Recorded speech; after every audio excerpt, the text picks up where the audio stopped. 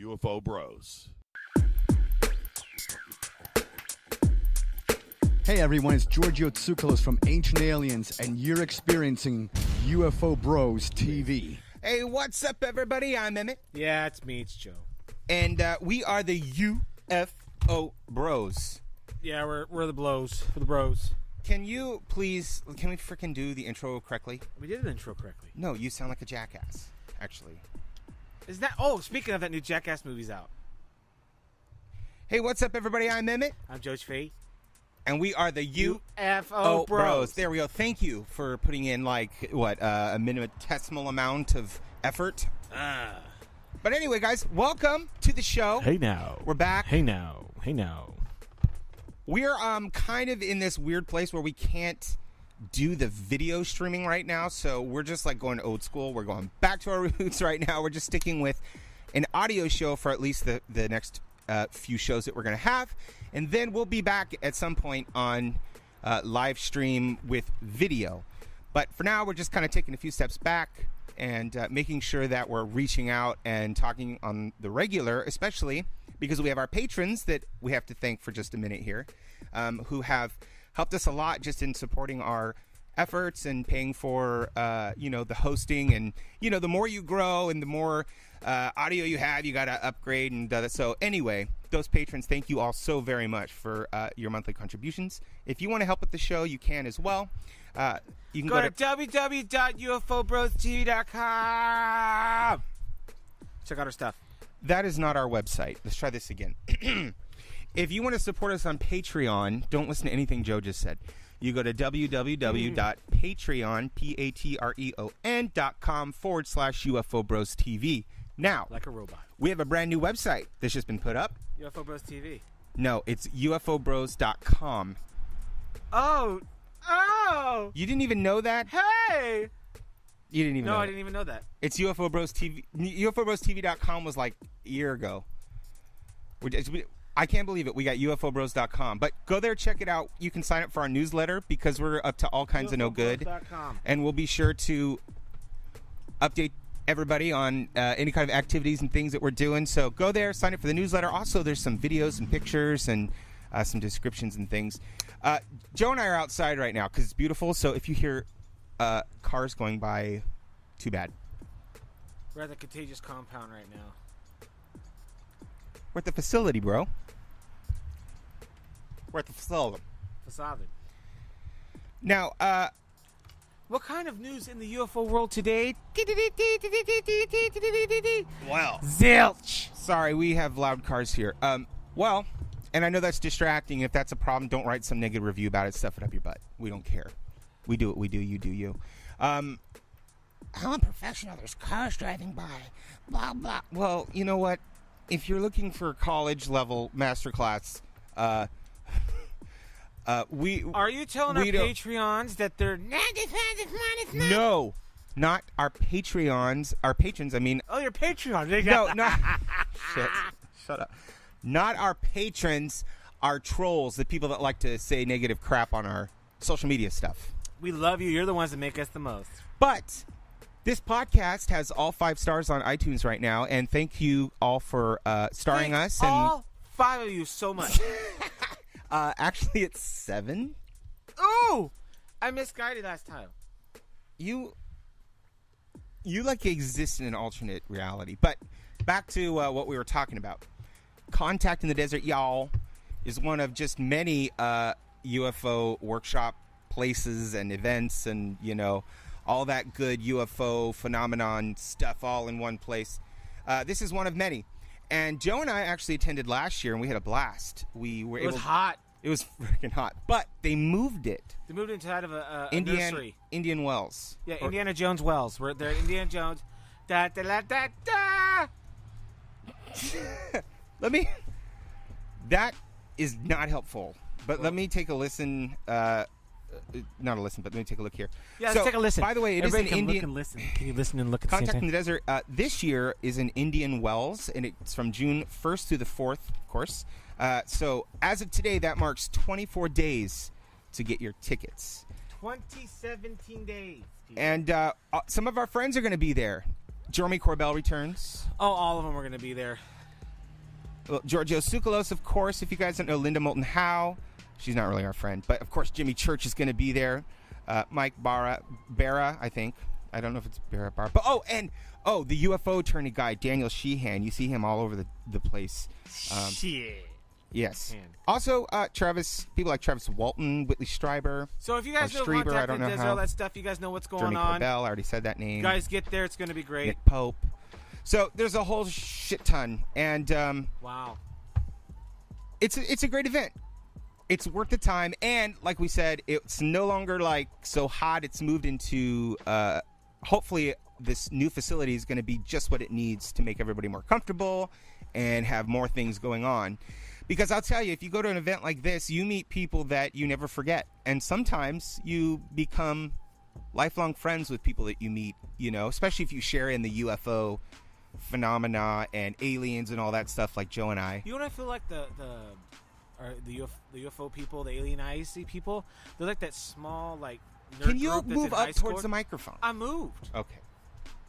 It's like that small nerd group that's in high school that's... Anyway, check out Contacting Desert. Yes. Thank you. You can see a tour of it if you go to our website, ufobros.com, and look at the locations we've been at, and you'll see a video there. We have also that on the YouTube channel, so make sure you check it out. The hotel's going to be different, so don't expect last year's walkthrough be this year's walkthrough because we don't know. There is still camping, but it's not on site, I believe. I hope I'm not giving incorrect information, but if for some reason that's incorrect, we'll update it on the next one. But we'll keep you guys there is posted camping, but it's like a few miles away, I believe. Yeah, if you don't have to. Oh, my God. If you're going to Contacting the Desert, just in case, lots of water. Actually, Joe and I last year there's some good pictures. We had umbrella hats. And let me tell you something. We looked ridiculous. And it looked like there was a UFO hovering over our head. But everybody was like, that's a smart idea. Where can I get those? But my legs caught on fire. My head was cool, but my legs were on fire. Yes. But I know, but we didn't have to find a tree or stand under a tall man. To avoid the sunlight. It was great. Oh, God, I'm so glad to be back on the show. Aren't you? Oh. Looking forward to Contacting Desert this year, aren't you, Joe? Looking forward to see what they're going to come up with. Looking forward to see what kind of experiences maybe they're going to have this year. We'll see. Well, you guys, we're going to move on because it's been, I think, way too long before we've had the way too long that we've not had the chance to update everybody on kind of current happenings and UFO news. So, first and foremost, there is more and more information coming out about, the Advanced Aeronautical Threat Identification Program ran by the Department of Defense. There's actually an alternate name, and it's not. It's a similar name, just different acronyms. I got to find out what that is. Did you hear what happened to the Cannabis Cup? No, what happened? Did you hear about that? Black Lives Matter stopped the on-ramp to Cannabis Cup for Cal Expo Sacramento. The big pot festival. Oh. Black Lives Matter blocked the on-ramp. Why did they do that?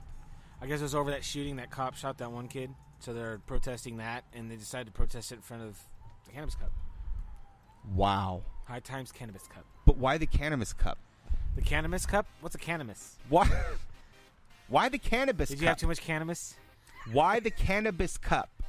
I don't know. Nobody knows. Oh my god. Because there's cops there, probably. Well, look. I'm looking. I don't know. I don't know what you're talking about. I'm trying to figure out the new name for the AAITP. The AEITPPOE. Yeah. Well. Oh, hello. So we're back, guys. But anyway, there's been all kinds of things. Recently, also, while I pull up, by the way, the new name, I'm going to let you guys know that also in Arizona, 2 pilots spotted and interacted with a flying object. It's actually very interesting when you listen to the pilots talking about what flew overhead and, hey, did you see that? And now recently, I know somebody who's in the air a lot of times, and she's a flight attendant for really important people. Oh my god, I had one of those spicy ass Cheeto fingers. I'm fucking been burping up for like the last hour. I don't do spicy. My god, that destroyed my mouth and my stomach. How the fucking people eat that nasty cardboard shit with the red powder on it? I could take a piece of cardboard box and slit them into little fucking fry-looking things and douse them in some red curry powder. Same thing. What are you talking about? Those fucking nasty-ass spicy Cheeto bullshit. Kids, have one. Oh, sure. I'm fucking talk like this on the way here. Yeah. And my stomach's burning. I'm burping the shit up. Yeah. Red powder all over my mouth. Yeah. Fuck that noise. No offense to people who like spicy Cheetos, but I don't like pieces of cardboard that are spicy in my stomach. In defense of spicy Cheetos, you're a pussy. So that's in defense of. Hey, dickhead. Let me ask you something. What? When we were growing up, you fat mouth funky. Listen, did we ever have anything spicy in the house to eat? When we grew up with dad, fat daddy-o. No. We never had anything. It was mostly sweet. It was nothing ever spicy. It was mostly macaroni and cheese and top ramen and hamburger. Okay, so we never had experience of spice. So I'm not I'm not a pussy. We don't do spice well, dick. Okay, I have the name. Sold American. Okay, look, I have the name. So going back to this UFO government You go program. back as far as you want. Okay, listen. The name of it is Advanced Aerospace Weapon System Applications Program. Yeah, Automatic System Man. The AAWSP. Automatic System And by the way, through the Freedom of Information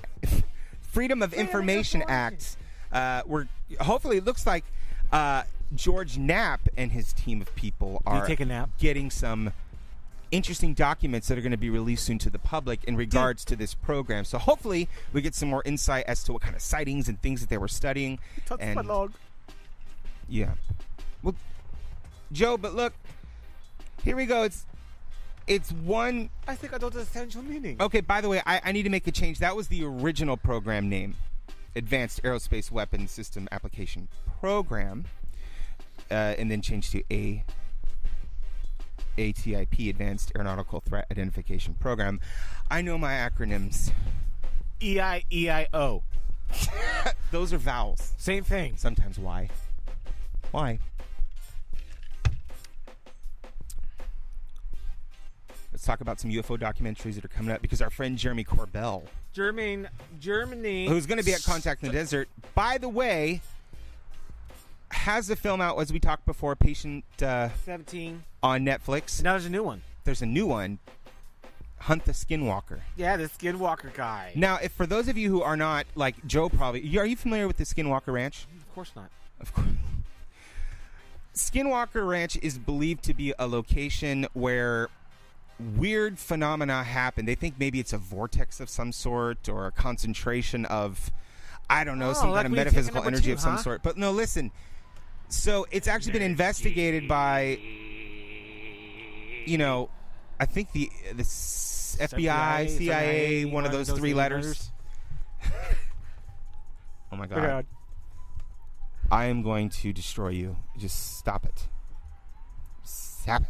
Anyway, it's such a weird and complex place that our government has started studying it. And are you growing out your fingernails? They look good. Our friend Jeremy got to actually go on this property, spend some nights, do some things, and so he's at the Hunt the Skinwalker is going to be a result of his investigations and what he's learned. Oh, not Skinwalker Ranch, not Skywalker Ranch. I thought you were talking about Presidio in San Francisco. Are you dead serious right now? That's really what you thought I was talking about? No. Okay, what do you do? It's like all these 15 shows in one personality. Yeah. There's another one coming out called... Stop it. Aerial Phenomenon. But aerial is spelled, I think... Areola. No. AEORILOLA. Areola. Thank you, Joe. It's called... It's my pleasure. I forgot what I was talking about. My log is hard. No, it's about the story in Africa, the school of children that witnessed... We talked about this in a previous show.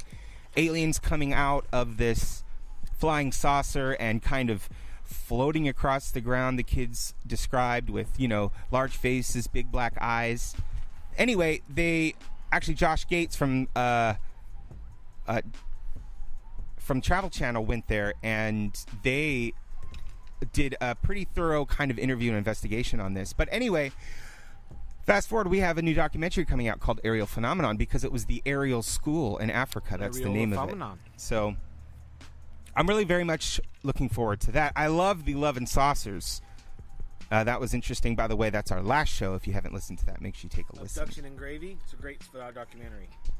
No, and also I heard there is a TV show going to be coming out called, I think it's going to be called Project Blue Book. It's either going to be called Project Blue Book or based on the files of Project Blue Book, which, by the way, was the government investigation into UFOs, which ended in 1969 with, of course, no conclusive evidence of any kind of extraterrestrial or, I guess you could say, flying phenomena, aerial phenomenon. Flying areola phenomenon. No, yes. But look, we're back. It's like the flying spaghetti monster. We did a good job. We actually delivered some information. Yeah. Is that flying good? Spaghetti monster. No. What do you think aliens eat? Children. I think that's a good question. Let's have an answering question. You guys in your comments, what do you think aliens eat? Let's try it on a segment at the end. What do aliens eat? Put it in the comments. Okay, so the theory on this is... What if they tried pizza? That they don't eat anything and that they're photosynthetic like plants. Oh. So all I have to do is get my chlorophyll stock slicer out and go at it, huh? Yeah, just slice the chlorophyll away. By the way, I realized that's why chlorophyll, I think, is the reason why I don't like juiced vegetables.